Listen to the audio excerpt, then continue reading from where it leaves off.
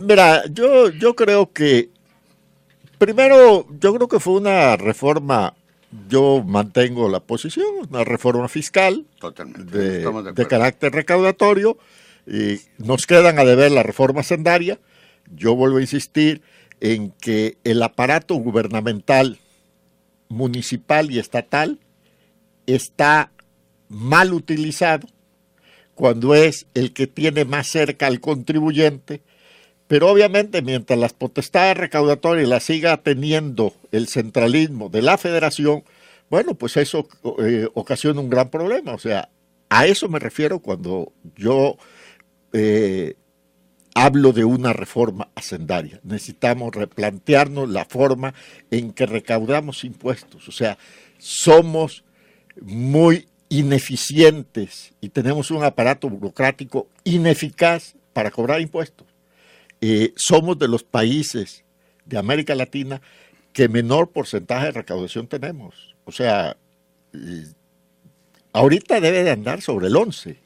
Y con el 1.4 ahorita. Con el 1.4 estará llegando al 13%, sí, más o menos ahí andará, 13 del PIB, cuando resulta que los países de la OCDE están en el 25 como techo mínimo.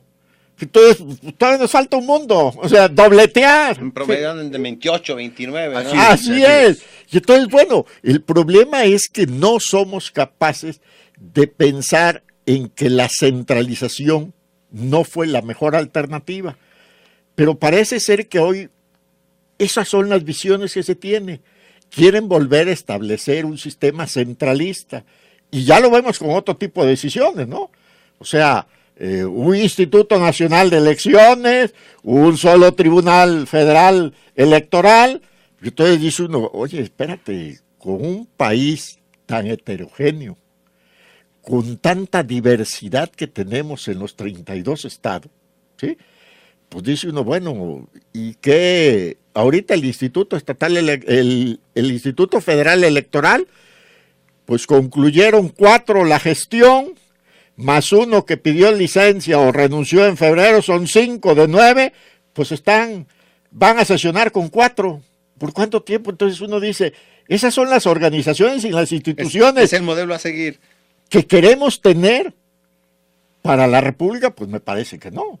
O sea, porque uno después le preguntaría a uno, bueno, ¿qué garantías hay de que no va a existir presión de los poderes, tanto constituidos legalmente como los fácticos, contra 9 integrantes del Instituto Estatal Electoral o los 7 del Tribunal Electoral Federal?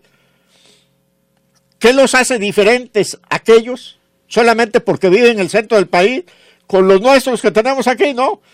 ¿Qué los hace diferentes? O sea, la presión puede surgir de cualquier lado. O sea... Es que los de acá son provincianos. Ahora, yo creo que esas visiones centralistas en nada ayuda a la República, y sí creo que se ha metido en un gran problema y una discusión, bueno, donde ya hay 28 estados de la República que han rechazado categóricamente este asunto. Entonces, me parece que el PAN, montado en esa decisión junto con el PRD, pues pareciera ser que esa es la llave que tienen para la aprobación de la reforma energética. Y fíjate, yo creo que aquí es importante hacer esa diferenciación que está haciendo Guillermo, porque yo, por ejemplo, sí estoy de acuerdo en que el gobierno federal centralice la compra de medicamentos para el Instituto Mexicano del Seguro Social, invite a los estados a que si quieren. Uno, porque en términos de mercado, abarata costos, ¿no? Claro, el volumen es impresionante. Simplemente por volumen, esa es una. Y segundo, porque sabemos que efectivamente esa es una fuente de corrupción y de negocio impresionante. Es increíble cómo tienen, en el caso de Chihuahua, por ejemplo, el IMSS, depende de la zona de Monterrey. Es Monterrey quien tiene que autorizar Nuevo León. Ahí es donde está la sede de qué se compra y qué no se compra, a qué precio se compra y no se compra. Y entonces ahí tienes en la calle a gente protestando porque les están surtiendo puro medicamento genérico para atender los problemas de esclerosis. Entonces, eso, por ejemplo, no permite incluso diseñar políticas públicas de salud coherentes a la problemática específica de acá. Y los funcionarios encargados de comprar viven en San Pedro Garza García. Por supuesto, ¿verdad? Claro. Porque ahí llevan un moche con los laboratorios, con las grandes compañías, con los que se ponen de acuerdo, etcétera, etcétera. Entonces yo ahí sí creo que es necesario poner orden. Como también creo que es necesario ponerlo, qué bueno que se haya tomado la decisión de que el magisterio federalizado lo pague directamente la federación, porque ahí se daba las dobles negociaciones.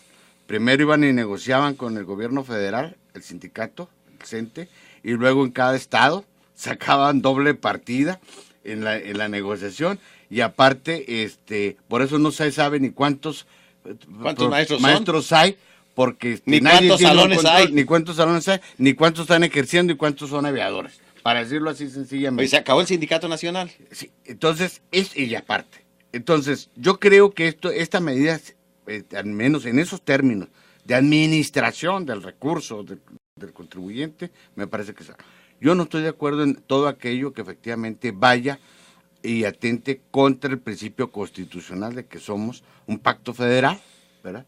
Que las entidades son soberanas, tienen atribuciones propias en su ámbito de competencia, y entre ellas están los procesos electorales, efectivamente. Eso no lo pueden quitar, no lo pueden sustraer, eso es violatorio a ese principio. Y además implica una lógica carretonera. Suponiendo sin conceder que efectivamente los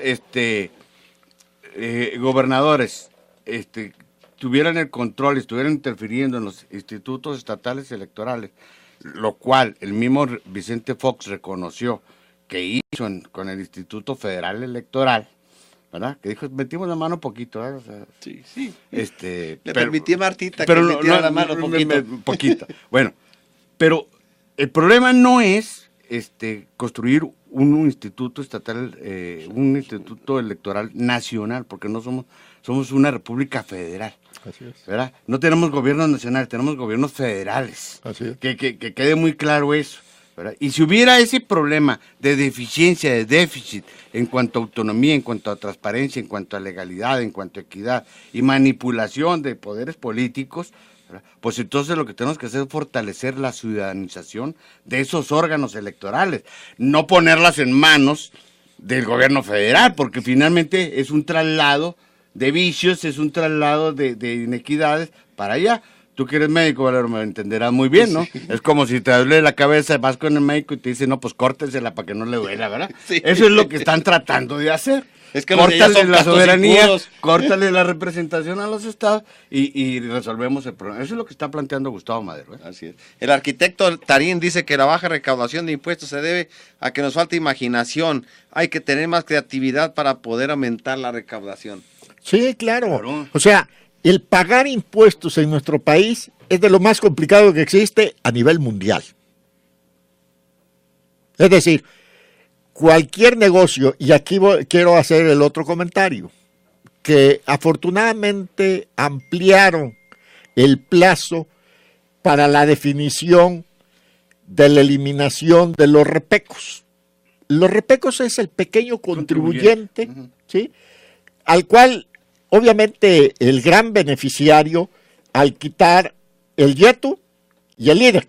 Así es. Porque eran los que más afectaban. O sea, porque es gente generalmente que hace todas las operaciones de efectivo.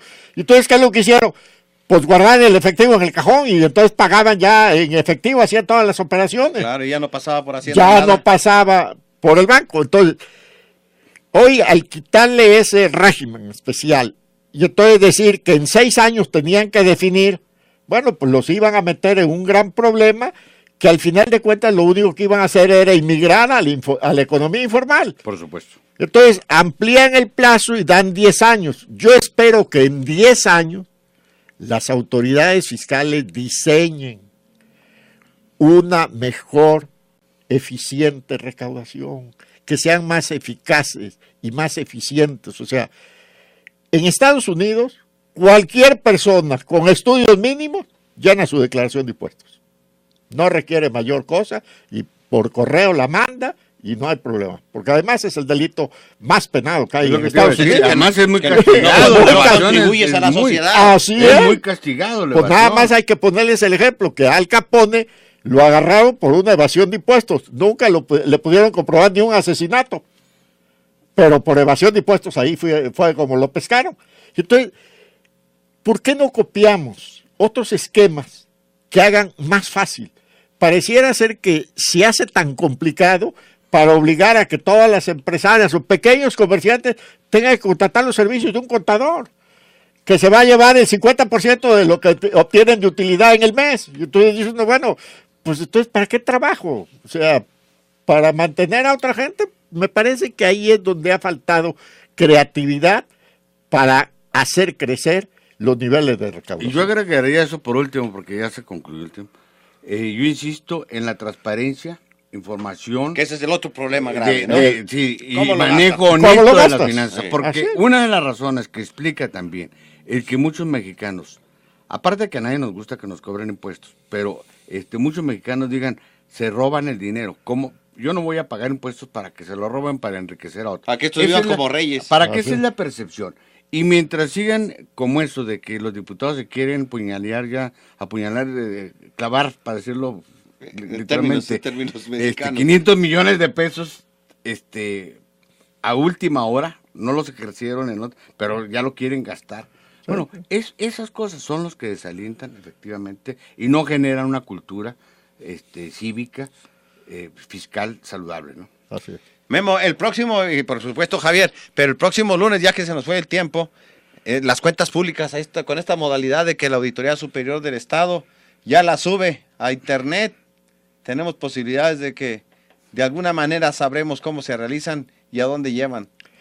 Yo nada más quisiera dejar en el aire y en la mente de todos que toda la gente que ya ha tenido interés y vio algunas cuentas públicas, que no necesariamente todo lo que aparece ahí será transcrito a los dictámenes respectivos. Hay muchas interpretaciones, porque así se da contablemente. O sea, cuando hay un problema de registro equivocado, pues se determina que hay un daño en esa cuenta en específica, aunque por el otro lado, bueno, pues hay un superávit porque allá está registrado. Entonces, al final de cuentas, el resultado, el impacto negativo en la administración es cero.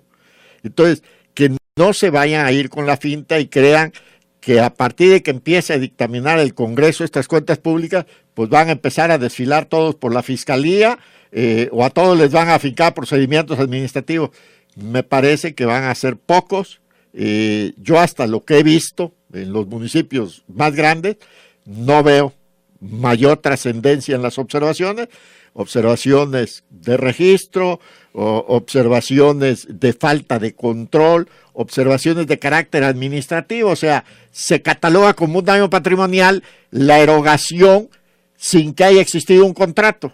Sí, nada más que el servicio se prestó, el bien se recibió y todo, bueno, que no se formalizó a través de un contrato, pues da lugar a una sanción de carácter administrativa. Entonces, para que no vaya a crearse falsas expectativas y que no se cumpla y entonces que digan, no, vuelve a ser lo mismo de siempre. Es que es parte, tener en cuenta que la revisión de las cuentas públicas es un proceso donde se revisan, se hacen observaciones, se contestan y después se demuestran que las observaciones que se realizaron por los revisores, pues, Así es. fueron saldadas, es decir, demostrar que lo que entró se gastó. Así Bueno, es parte de un proceso, ¿no, Javier Pizarro? Nos Así escuchamos es. la próxima semana. Nos vemos la próxima semana. Y a usted por su atención también. Quiero decir, última nota nada más. La Secretaría de Defensa Nacional le dio atención psiquiátrica a 20,000 soldados en 7 años por estrés postraumático. Lo que hemos expresado algunas veces aquí. Esos hombres que traen armas. Pues sí, por eso la violencia ha generado enfermedades más allá de las lesiones de bala y todo eso. Número muy similar al que se maneja en Estados Unidos, partiendo del principio que Estados Unidos sí tiene desplazada gente en frentes de guerra. Pero entonces aquí también tenemos guerra. También quiere decir la consecuencia.